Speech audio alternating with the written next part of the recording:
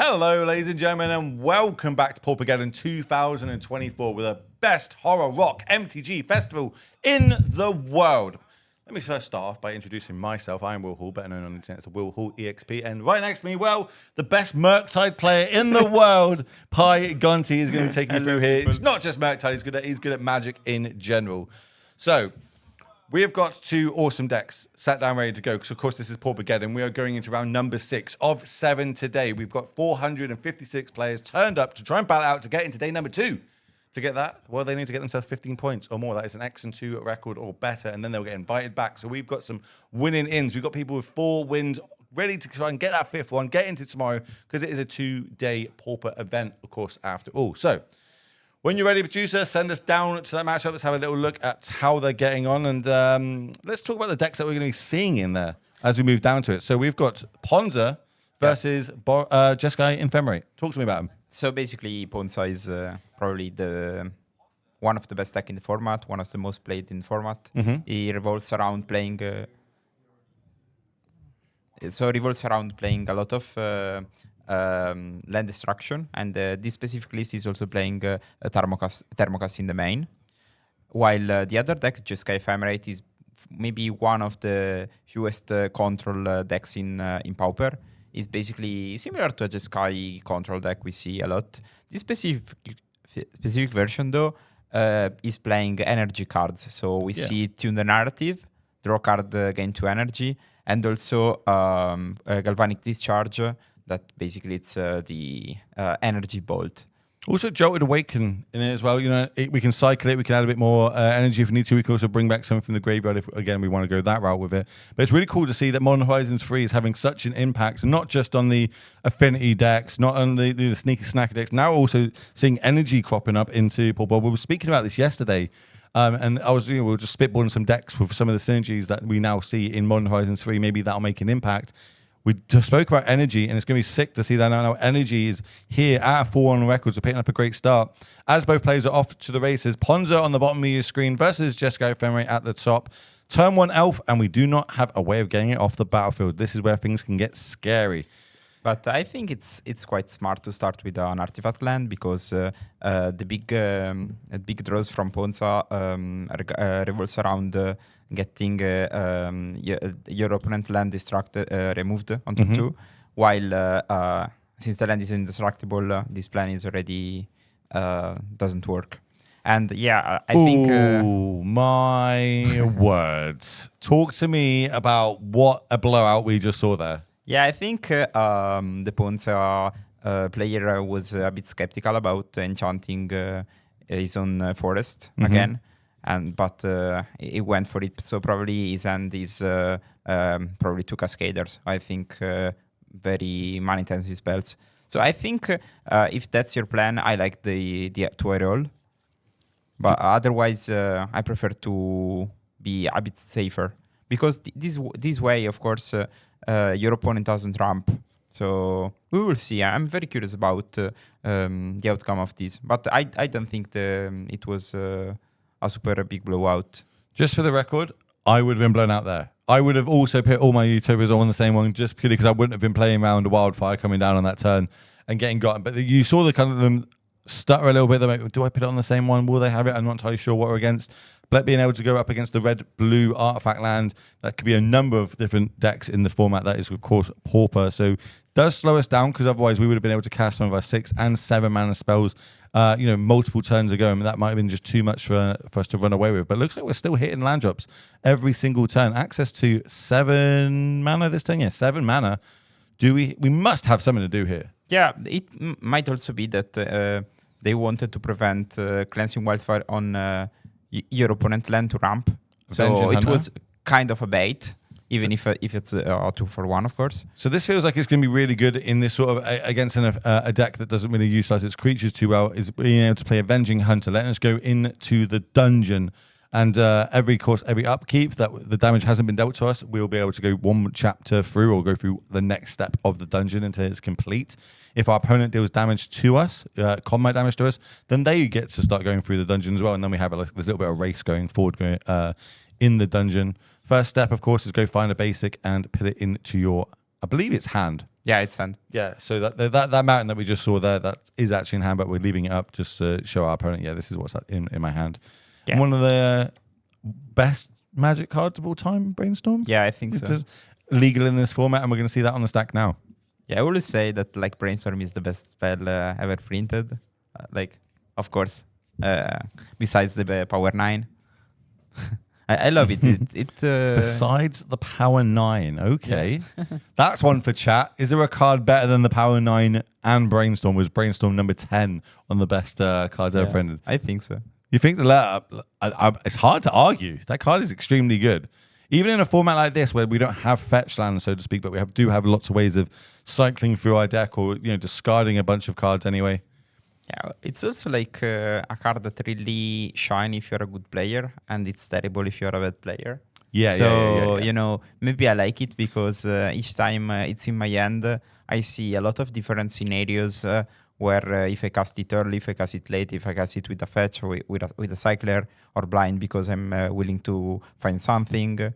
So it's a card that really makes my head buzz. I'm the opposite end of the spectrum. I like Orcish Bowmasters. I love it when people cast Brainstorms and I go in response, and then that little counter battle happens. I love that when that happens in Legacy. Unfortunately, Orcish Bowmaster not legal in this format just yet. They haven't downgraded it to a common. As we're gonna look again at the top three, add one of them to our hand. It looks like a red card. I think that might be the energy one, the new one that's been obviously printed in MH3, which.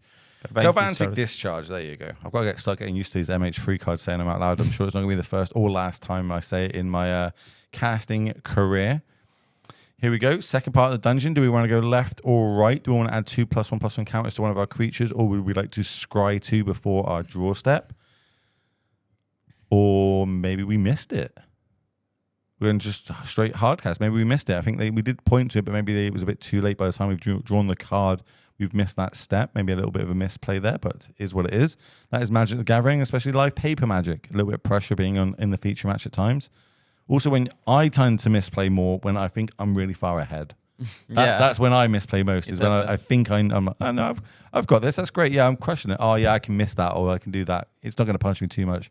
Then the next thing I know is I've lost the game, and I'm like, oh, where did it all go wrong, Will? Get back in the booth, Will. As we're going to see, this Avenging Hunter turned sideways, because not only does it start the initiative, it's also got a big body attached to it, a 4/5 trampler. Yeah, I think this move is probably correct, even if your opponent can kill the Arbor Elf and jump attack into stealing the initiative.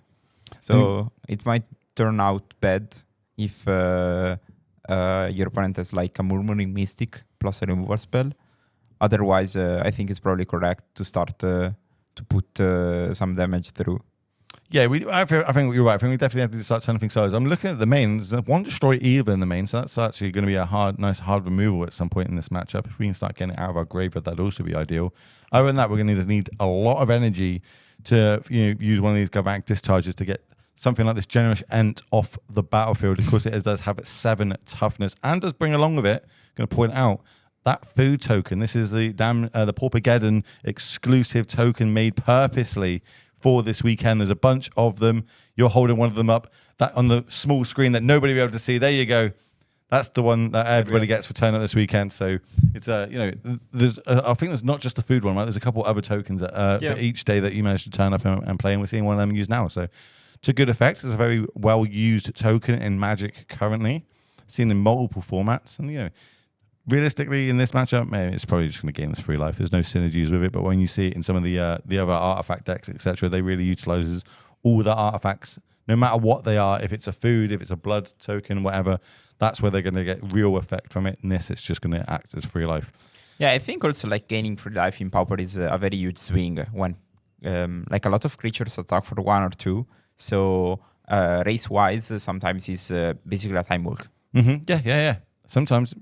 Especially, there's a lot of, we saw the Rakdos Madness decks floating around. There's the Mono Red decks. That's the 3rd and 4th most played decks this weekend at PauperGeddon. But over 656 players battling out and bringing those decks. So being having a way that you can gain extra free life if you need to might give you that extra turn you need to just be able to win the match. Yep.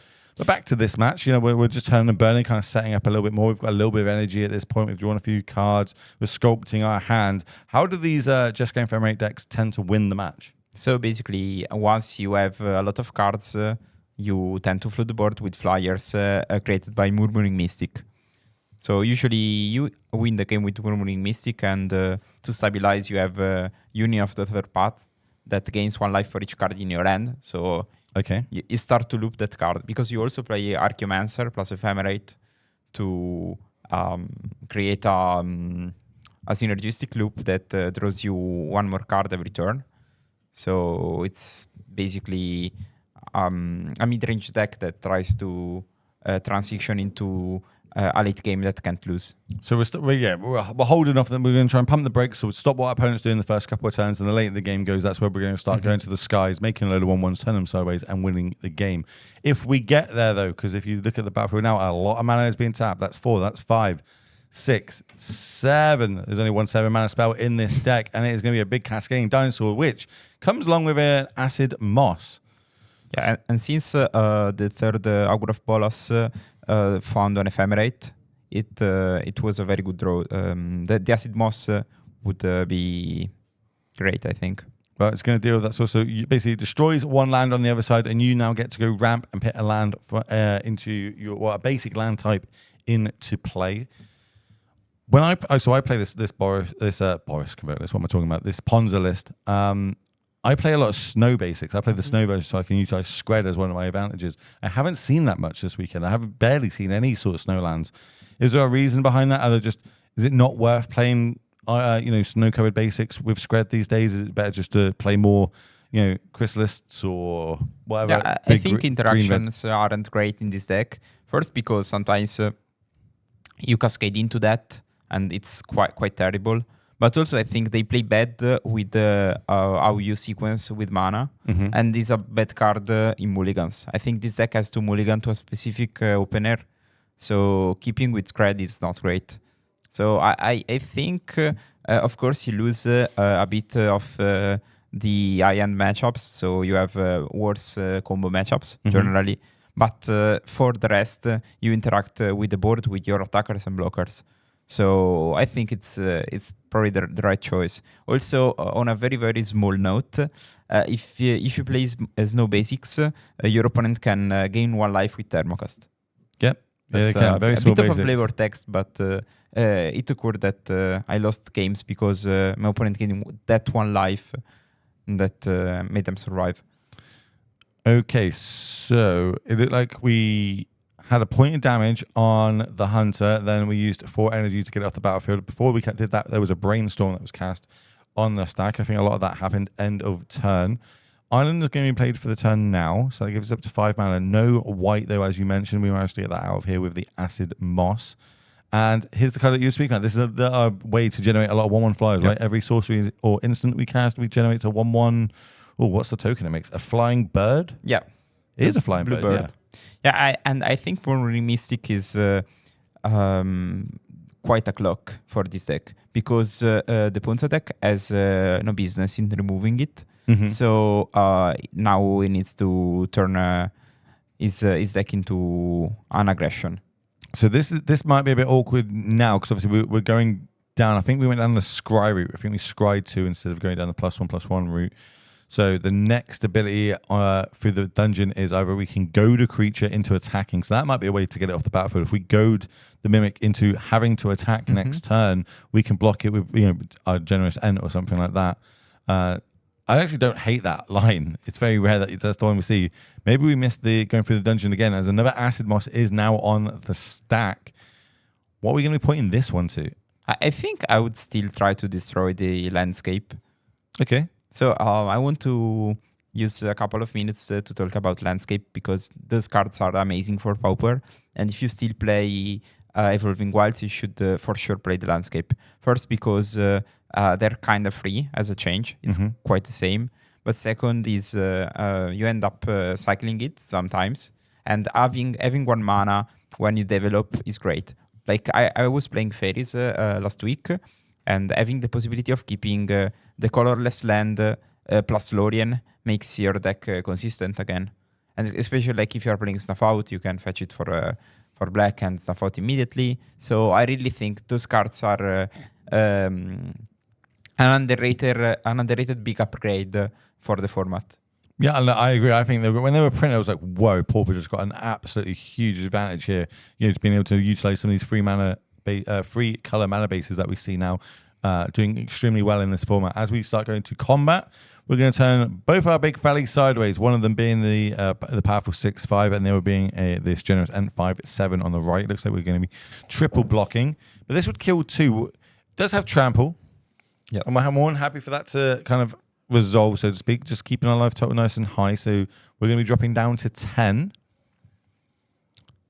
We've got maybe a couple more big fatties coming down. It could be lights out. As have we got removal spell? So we're on the stack. So it's got 3 damage on it. So now we need to utilize 2 energy to get it off. We're chipping away. And while we're doing this now, every single spell we use to our advantage is going to be generating these bird tokens. Yeah, that's why Does I that think look like a bird to you? I'm trying to see what it looks like. Oh, it's the head of a. Oh, okay. It's like a little chick. Got you. Like Angry Bird style. Very. Yes, Angry Bird style. Got you. And that's going to come in. So that's the start of the chip damage. Yeah, I think a lot of I had a lot of discussion or people asking me, what do you think about this matchup? Because Jeskai plays Artifact Lands, but Ponza plays Fatties. So I think Jeskai is probably favored just because of Moonrunning Mystic. Like if you can land a Moonrunning Mystic on an early turn, then you basically lock the game in a couple of turns. Okay, yeah, that makes a lot of sense. Now the initiative has obviously been swapped across, so we can go find a basic because we did that. The basic we found was the basic planes. We're now utilizing that straight away. This I think we are. It's currently just there. Yeah. Did that go to hand or is that? No, I think that's an ephemerate. So. No, that's not ephemerate. That's the new one, right? That generates yeah, energy. no. I mean, he cast that, but he found the ephemerate. Oh, okay. You're casting and found ephemerate from it. Sure, got you. Go. From the reanimation of the Augur. Got you. Here comes. How many times we're going to see this weekend? The crystals coming down, generating 2/0/1 Eldrazi spawns, which you can sacrifice to add 1 mana. So again, another way of ramping in this deck. But more importantly, I'd say in this bit right now is it has reach. Yep. So you can block some of these birds coming across. If we are able to take back the initiative, potentially we can kind of keep it for a little bit longer because we do have now 2 creatures with reach on the battlefield, but only 1 fatty.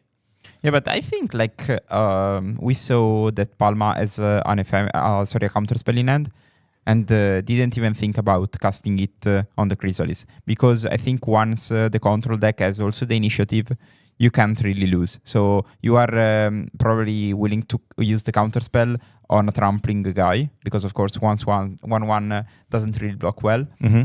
So I think since you unless something bad happens, like a triple cascade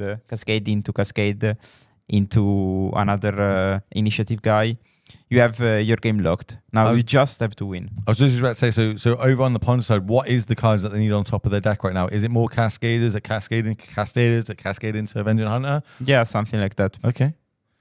We'll see how that goes. Of course, no like hard removal in these decks, at least not the current versions that we're seeing a lot of. They've gone very heavy towards the Eldrazi version. I'm going to have a little look at this deck to see if there is anything crazy. Still Boiling Parties, Avenging Hunters, a bunch of ramp. There is a Colossal Dread Mask. Yeah, two copies of that. That would be great now because, of course, you play a lot of cards. Boiling Party does not hit the Generous Ent, but does hit a land destruction. So we can take that planes off the battlefield potentially if it does resolve. Mm-hmm. How do I pronounce the name of this card? Is it Thermocast? Thermocast. Thermocast. I mean, Thermocast is in Italian, but... I think in English it's Thermocast. Thermocast, yeah. I know that one thing that I've learned this weekend is this is the only printing of that card. Yep. And it's, after this weekend, potentially more valuable. Yeah. Because it's seeing a lot more play. Yeah, I think a lot of people, they told me they tried to order this, but didn't come in time.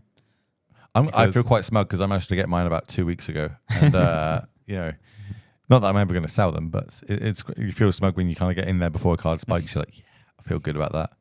Do you know, I bought my sadistically, so the card spiked, but I left them home, so I had to rebuy them. It's all right. I'll buy you playset off you. It's fine. I need 4 of those. I'll get them off you. We'll sort it out. We'll sort 7 out. So we're looking to decide on what cards we want to be turning sideways because, of course, we want to get that initiative back. We do not want to leave it over on the control side right now. And I think we're just we're just going in with 2 of these, the Chrysalis and the Generous Ent. We're trying to get it off the battlefield. So currently right now this is going to be what 1, 2, 3. Are these +1/+1 counters? Where did these come from? For the initiative.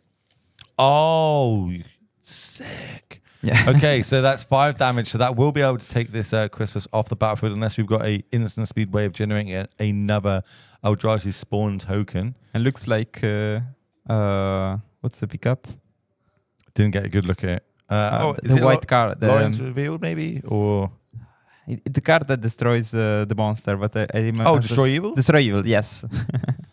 That's a heck of a find. Ephemerate. Every time I see Ephemerate cast, it reminds me of like, why is this card a card in Magic the Gathering? It's so good in so many different decks. Obviously, we've all lost to the Grief Ephemerate line before. Yeah. We just feel bad. We're like, oh, cool. Here, take my hand apart. Do what you need to do with it. Or it makes you keep a really bad opening hand. We're like, yeah, I'll just keep this opening 6 lands in my hand. Ha, got you. Yeah, and they go like turn 1 Ragavan. Yeah, turn Ragavan. You feel so bad about it. Okay. Next. And then back to the spec. At least especially we don't see Griefs. We don't see Ragavans in this format. Yeah, thank goodness. We have Goblin Guide though. There is a Goblin Guide. That is true. Like when it first was cast, I was like, hold on, why have they got a 2/2 haste on turn 1? What just happened there? And I'm not drawing any lands off it. But here we go. Adventure moving down, but we're going down the left-hand side of the looks on this one. So the 2 counters are on there. So next time we actually gain the initiative or the initiative triggers, we'll be able to do 5 damage to the face with Trap. Or we can go to, I can't remember what the middle room's called. I know it does go, I just can't remember the name of it. Arena. Is it the arena? That Yes. makes so much sense as well. I love D&D and I love all the little interactions it's got on it. Let me go to, definitely spelled that wrong, but whatever. There. No, you need That's not to that search one. for the initiative dungeon. It's going to be one of these. If I click enough, it'll come up. No, it was the previous one. This one? Yeah. Ah, there you go. But why can't I find a larger picture of it on my laptop? This is great content, by the way. I'm pretty sure everybody at home is like glued to their seats with me trying to Google this picture. Is it that one? There you go. Got there, chat. Thanks for sticking around. Appreciate it. So yeah, it is the arena. Go tight creature. But I feel like we're going to go down the trap route here, right? Like we wanted to get 5 more damage, kind of close this game down probably. ASAP. Yeah, I think.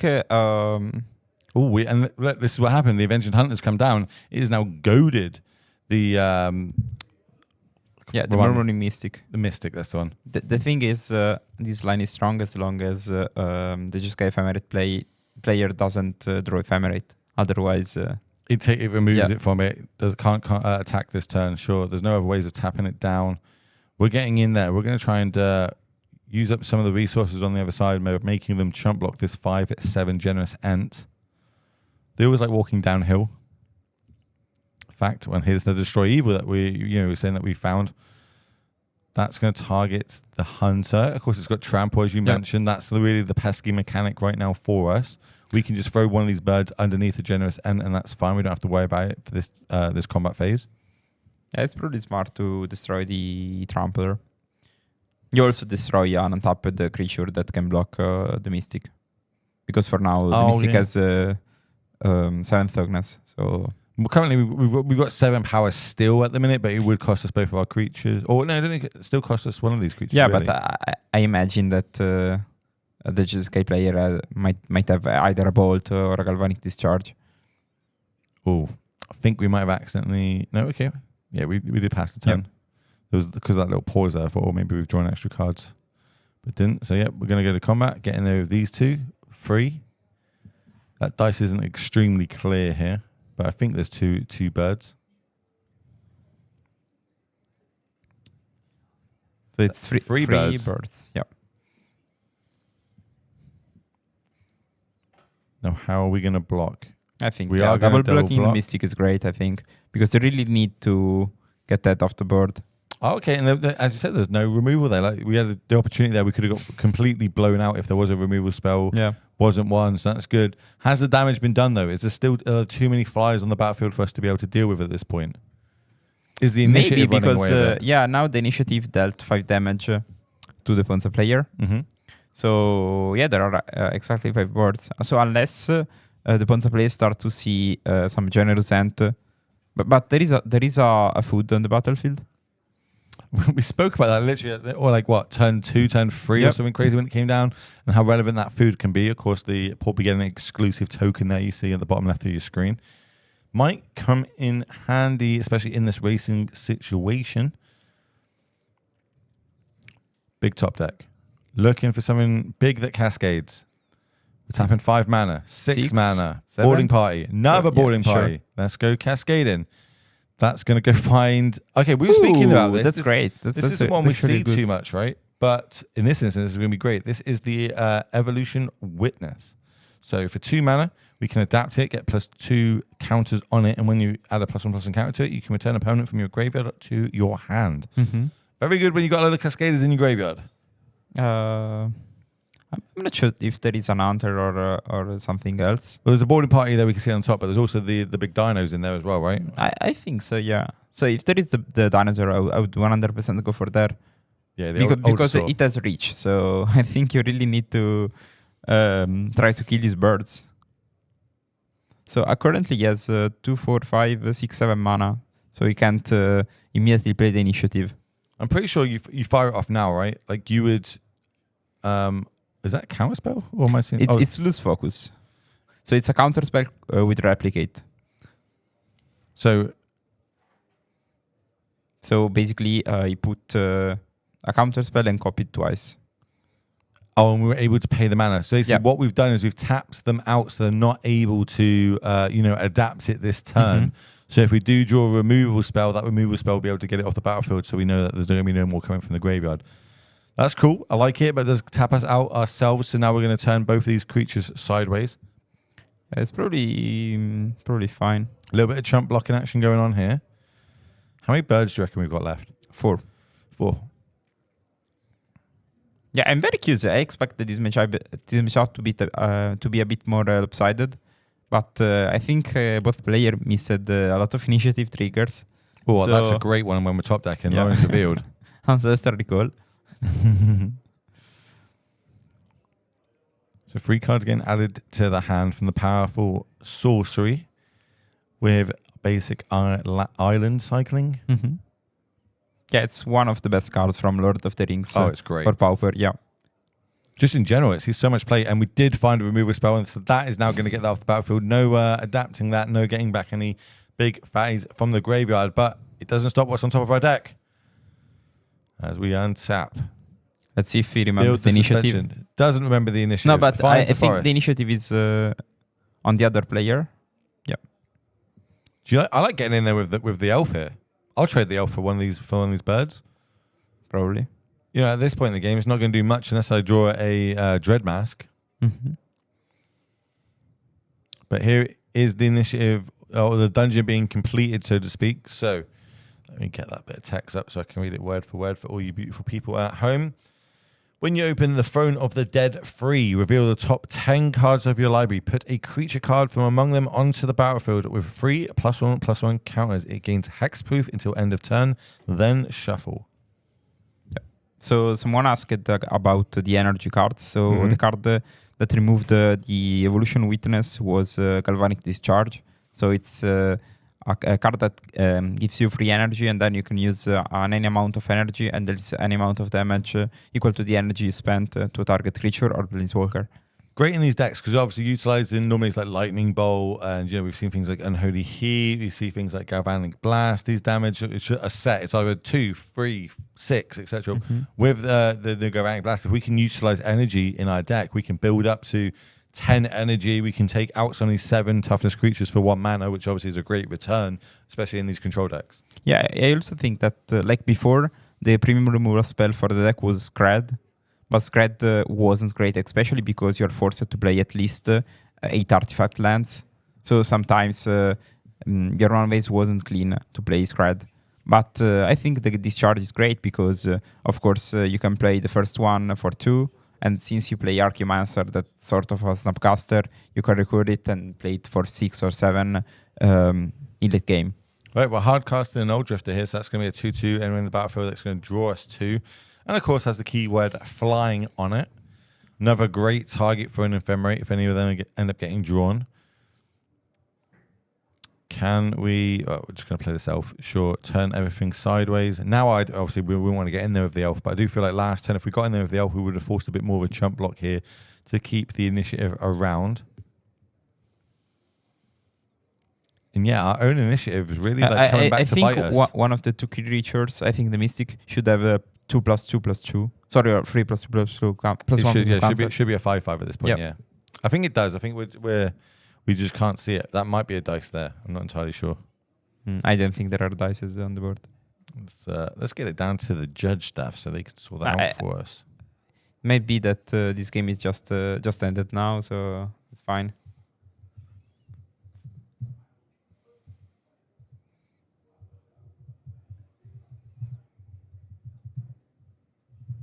Yep. So yeah, the game ended. Just as I finished typing it out as well. Just as I finished. So yeah, they're going to be taking down that game. Number 1 was, you said it wasn't as lopsided. It's very back and forth, but at least I feel like the initiative was the key part on that. Yeah. One, players kind of sometimes missing the triggers on it, which really would have hurt. And the other one is just one person was able to keep hold of it longer than the other and just ride that to victory. Yeah, I think though it's not great when you play the initiative and your opponent kills you with initiative. Do you think that like, in that instance, we should be cutting some of those Avenging Hunters then? Do you think they're just able to go too wide, too many little flyers that we're not able to block? So, I don't want to be giving my opponent the initiative again. Would you be trimming on these Avenging Hunters or taking them out completely? I don't think so, because your plan is either way. Anyway, try to remove your opponent lands and make the fastest the threat possible. So I think the initiative is what you're looking for, because it costs 5. And it can take down the game by its own.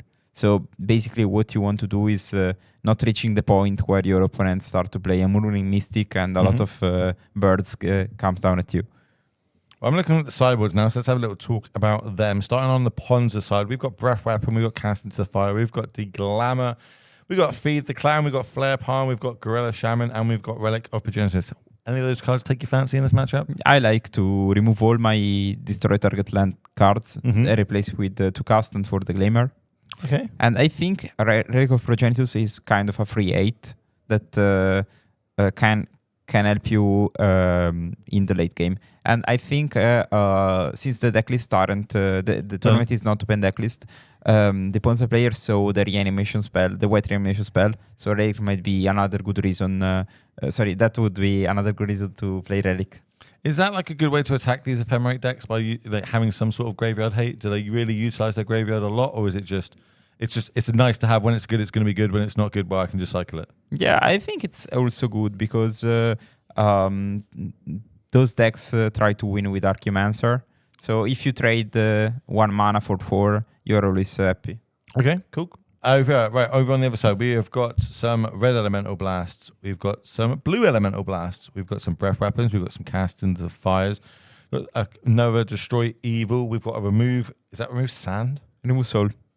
Soul. My eyes are not good. Not like what they used to be. Dismembers, and this one that I've never seen before. That I have Dust to Dust. Oh, Dust to Dust. I've never seen that art of Dust to Dust. It comes in white bordered. It's from 7th edition or 5th edition here. 5th edition, yeah. The Dark 5th edition, yeah. Modern Masters and stuff. Everyone I've seen so far today has been casting the Dark version. I didn't even know it came in white bordered. Yeah. I now want that in white bordered. Like all the cards that really get my opponent in my sideboard, like Boil and stuff, I have to have them in white bordered. Just really upset my opponents when we go through it. But so what do you like me bringing in here? I think Remove Soul and Destroy Evil are the 2 cards you're looking for, because Remove Soul is actually another counter spell because your opponent only plays creatures. Yep. While Destroy Evil is a good removal that can also deal with like an Utopian Sprawl, if that's a thing. Why remove Soul over Essence Scar? Same card, different name. I think the best one is the one from Lord of the Rings. I forgot the name. What does that one do? Why is that one better? Because it's counter target creature spell, but if you counter a legendary creature, the ring tempts you. So it's basically a strictly better. And there is currently just one legendary card in Pauper. This is the new 6 mana goblin. It's called Skoa. Yeah. But I don't know, if the card has one more line of text, why not, Why not? You know what I mean? It might come up. You never know. Yeah. If you can get into get the ring to tempt you enough. But both of these players are off to the races. Utopia Sprawl for our Ponza player at the bottom of the screen, trying to fight back, trying to take us to a game 3 and getting a Gorilla Shaman on the battlefield. So, maybe we're going to try and use this to get some of these artifact lands off the battlefield nice and early. The thing is, the artifact lands are indestructible. Do they not run any that are non-indestructible, or are they expecting some hate? No. Let's have a little look at the deck. Maybe this is a bit of sideboarding. Yep, indestructible on that one. Yep, indestructible on that one. Not indestructible. No, that's not an artifact land. Yeah, I don't really get the Gorilla Shaman. I have no idea why, but maybe they think there's some hate towards them is going to come in. Or maybe they just needed a beatdown. Maybe sometimes you just need a 1-mana 1/1 that you can turn sideways 20 times to win the game.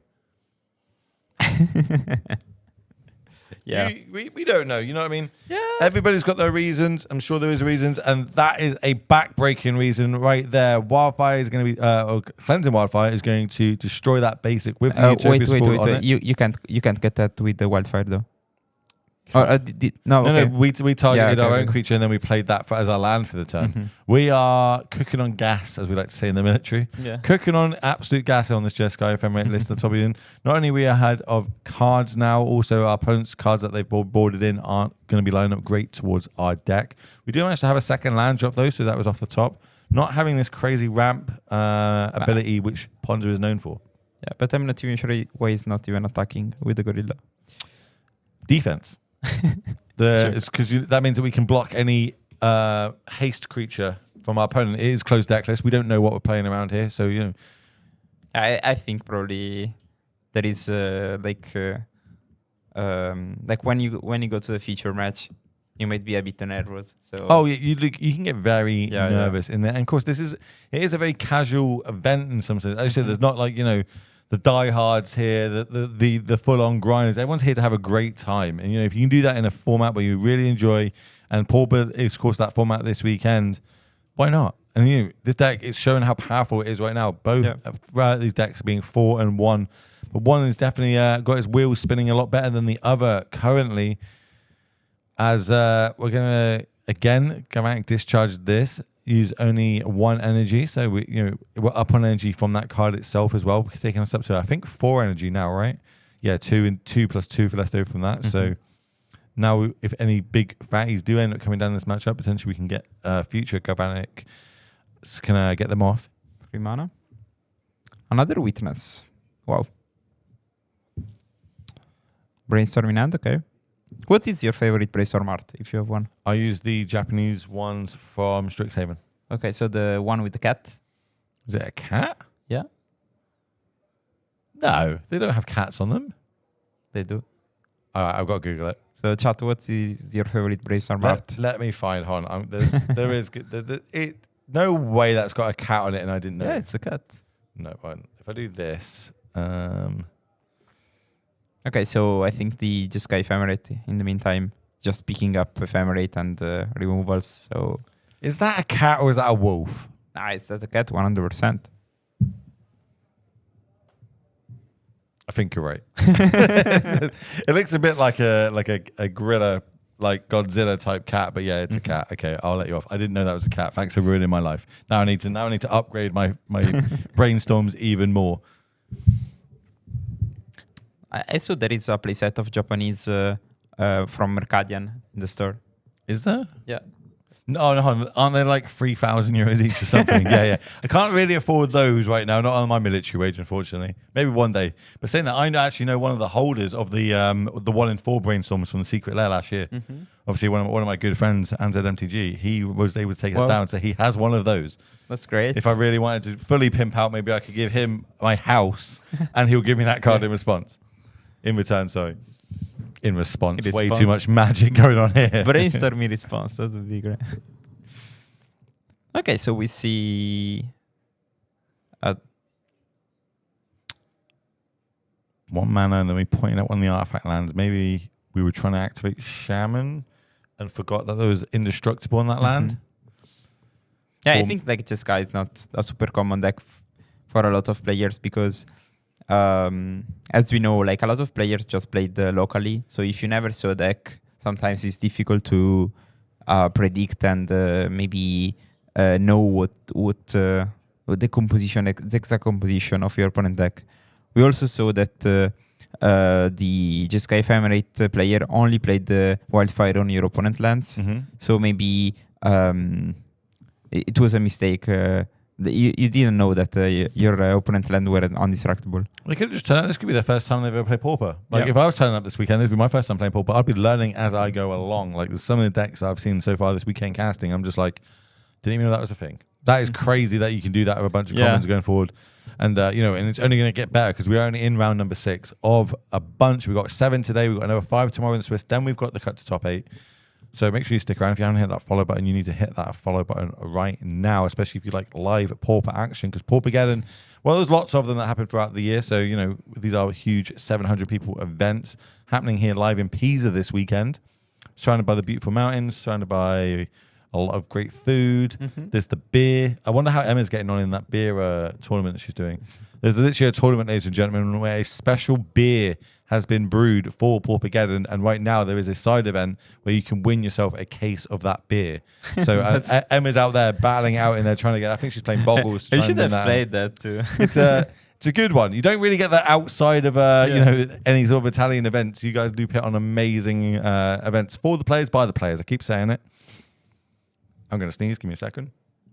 Chat's talking about why have we got an energy synergy in this Jeskai deck? Is it a good or is it a bad thing?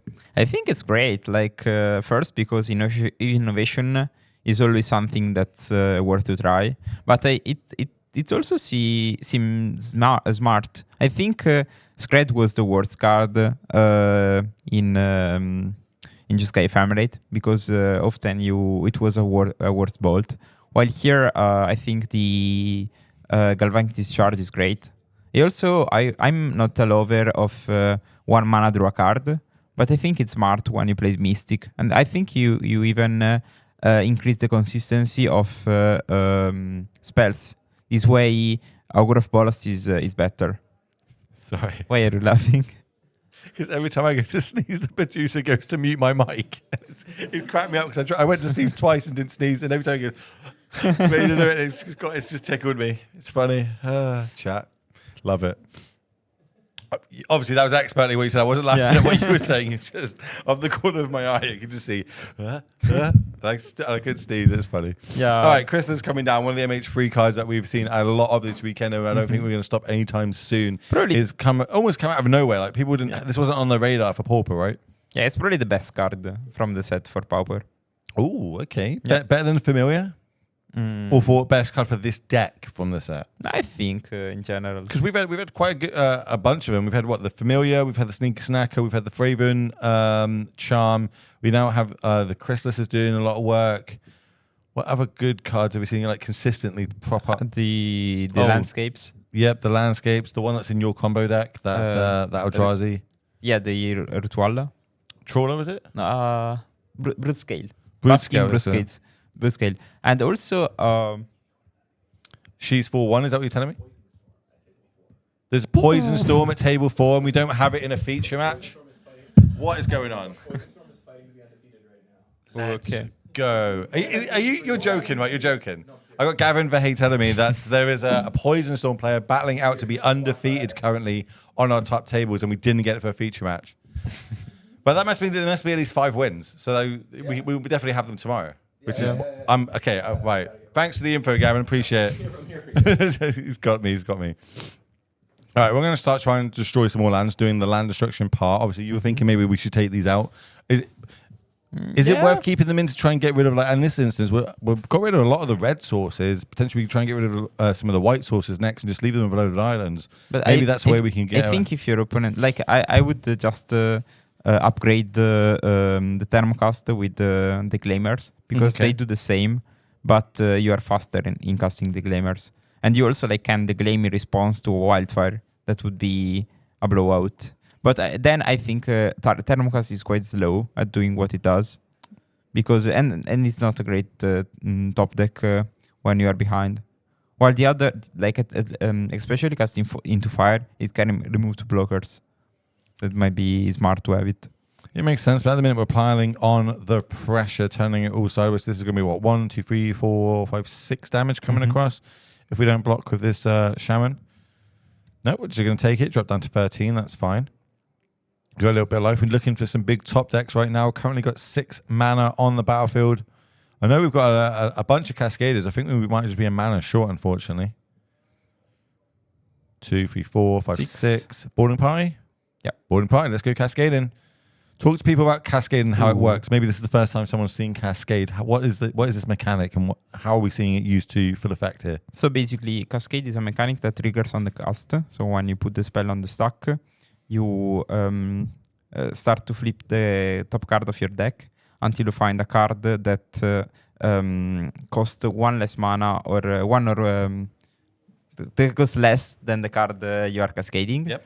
And you can cast it, or you can just put it on the bottom of your deck with the other cards you revealed. I'm pretty sure they just showed the ephemerate and was like, "Yep, that's good enough. That's great, cool. You've got me." And we're going to see this Jeskai ephemerate list advance to 5 and 1, locking themselves into day 2. Because of course, ladies and gentlemen, if you just tune in, this is a 7-rounder today, but it's a 2-day event. So everybody has to get an X and 2 record, so 15 points or more, to get invited back to day number 2. The way the math kind of breaks, we've got started with like 650 players today. Roughly 100 will end up getting invited back tomorrow, give or take a few. So tomorrow we're going to give you 5 more rounds of Swiss before we cut to that top 8.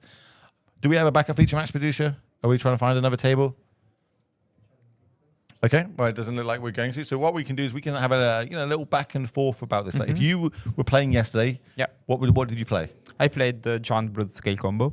If you were playing today, would you run it back? Yes, with a couple of changes. What changes would you have made? So basically yesterday, the list was a bit experimental. I just brew it off with a friend that made a 5-0. Okay. And then I ran it, and I understand the mashup versus combo is not great. So I wanted to add more removals in the sideboard. More removal in the sideboard? Yeah, like Snuff Out is free and lets you develop your creatures or your spells while you are always protected.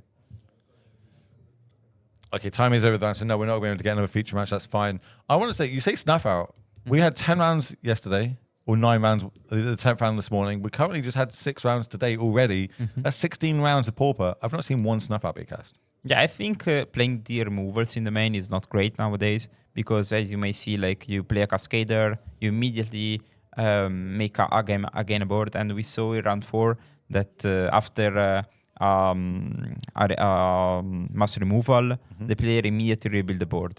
So I don't think 1-for-1 removals are great, but I do think that Snuff Out is a good sideboard card, because there are some creature decks that try to combo off. So having a protection is great, but it's more of a proactive than a plan. Okay, this is the big question. I know this is what everybody is thinking right now. What art on Snuff Out do you use? I use the original from Mercadian Mask. Oh, okay, man, I got originals. All the Doctor Who fans in chat are just like, oh. Yeah, I picked up 4 Doctor Who ones when they came out, because I was like, I can use these for Legacy. I can use them in Death Shadow sort of thing. And then obviously now they can double up in Pauper, which is great. And a lot of the good, powerful commons that you see in Legacy are used in Pauper. So it's a great format. If you've got some Legacy decks, potentially you can jump into this. And this format is amazing, ladies and gentlemen. I tell you, if this is the first time you're watching it, you're going to see some crazy magic, which you thought you'd not be able to see from just commons. Of course, every card that's been printed in common, no matter what set it's in, for the last 30 years, that makes it legal in today in the Pauper format. There is a ban list, but we've got a great Pauper panel for that. So that's 7 individuals around the world, talk a lot of Pauper, go back and forth, say this card's probably too good, this one's not good enough, okay, we can unban this now, it will do this to the format, etc., etc. And luckily for us, we've got 3 of them in the building today. So after round number 7, once we finish the round number 7 and we've got ourselves a winner, we're going to get all 3 of them in here in the booth. They'll be sat 1, 2, 3. I'll be off to one side here. You won't see me, don't worry. But I'll be asking them questions. And I need questions to ask them, chat. So please type them in the chat right now. I'll copy and paste them direct. I'll copy your name and exactly what you said. And I'll ask that to the Pauper panel. There's only 7 of them, and they basically decide how the Pauper format is going to be moving forward. I've just come from like, I play a lot of Modern, like yourself, play a lot of Legacy, play a lot of these competitive events. Just dipped into Pauper in the last month. I think this is the most balanced format I've played in Magic. Yeah, I really love Pauper because you can play whatever type of deck you like. There are combo decks, there are creature combo decks, spell-based combo decks. There are aggro decks, mid-range decks, control decks, prison decks. There Poison are Storm decks. Turbo Fog is a deck. Yes, And, yes, it is. I think another attractive to the format is every deck is so cheap, so you can continuously switch decks, and especially in Italy, there are small leagues in every city, so people gathering and people selling cards. Yeah, like I didn't know about this, about the top Pauper League, which obviously we saw the conclusion of this morning. Yesterday was the tournament for it, where all different small communities around Europe put on Pauper events. But they have a tournament. Whoever came top 8 of those Pauper tournaments got invited to play yesterday, and then we bowed it out until there was one winner, and they become the top Pauper player going into PauperGeddon. But like, I didn't know that was a thing. I didn't know that was a community thing happening. So I was speaking to all the Brits that I know, and I'm like, hey, what have we got one of these in the UK? Have we not? Can we get one of these? Because I'm in the south of the UK, and I've gone head over heels to this format now, to the point where I've literally bought 4 Pauper decks now, like in paper. Yeah. And I still haven't actually played the format in paper. I've played it a lot online. I've cast the last weekend and this weekend, and I literally love this format. I think it is great. It's one of my, I'd say, top 3 formats. I think it's up there. It's rivaling Legacy at the minute for me. I really love Legacy, but the Pauper's up there with Legacy. I can't turn my back on Modern. You know what I mean? But you've like, got me, right? For me, it's the same. Like, I always played Modern, but right now Pauper is my favorite format. Mostly for the community, because I just started to go to a store and people are just so friendly and chill. But So- they are also competitive, so I appreciate both parts of the community. But what you're saying, these small communities, if we can make more of them, we can make a bigger Friday event. You know what I mean? Just getting the word out there, having streams and broadcasts like this, which these amazing people here, Boose, MTG, they're putting on this PauperGeddon. They're making sure that we have this coverage that you're all watching right now and enjoying of different events that aren't, the stereotypical standard Pauper, Pioneer, Modern, Legacy. They're giving you the different formats. There's Legacy ones they sometimes do. They do have the Modern ones that come on, but Pauper as well is a huge one that the owner loves himself, and he wants to make sure that everybody that does love this format can have a place to come and battle it out amongst the best in Europe. Realistically, I don't think there's any Americans in the room, but maybe if this gets enough traction, we'll start getting some Pauper leagues in America, and you can start flying over across this side of the pond, especially as we're double hatting it the weekend before the Commander Fest that happened in Europe. So a lot of players are currently traveling across. Of course, there's an American player. Gavin F. Hayes in the room. What am I talking about? Also Emma, there's the American player, the American Pauper player. And of course, he is on the Pauper panel. So he'll be part of the people that I start interviewing after round number 7. I'm fully aware of the one in London. Just to shout out, I'm fully aware of the one in London. I was seeing if there's one more down my way. I live down south. I live like 4 hours from London. So it's a bit of a long way to go play Pauper. Even though I do love Pauper, I might not drive the 4 hours every other weekend to battle it out. But who knows? I've done weirder things. I've done crazier things in my life. But it is what it is.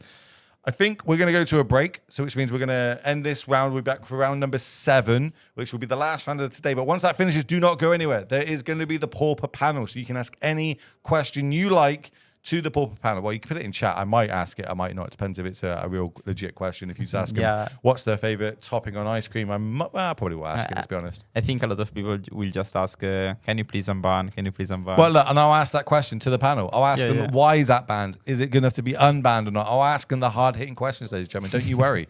Because, I can say sorry to them later on while I buy them a pint or something like that. But I'm Will Hall. That's PauperGeddon. This is the end of round number 6. Stay tuned for round number 7. We'll see you shortly.